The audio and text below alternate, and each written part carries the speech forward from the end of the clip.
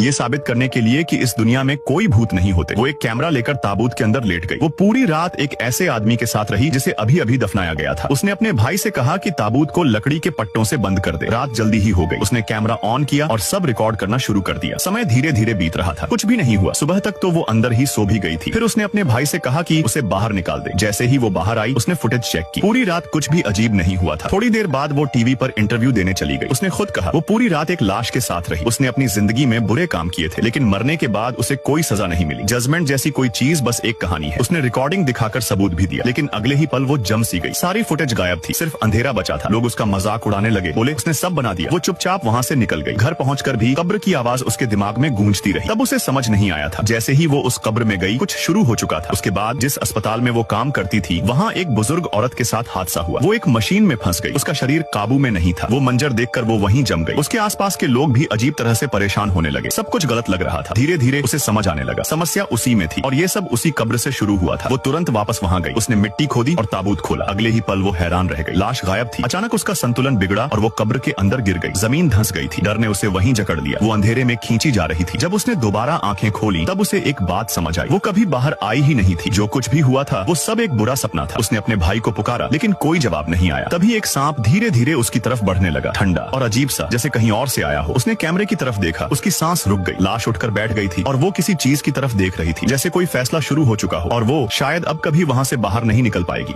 और फिर video like करने पर पार्ट 2 मिल जाएगा।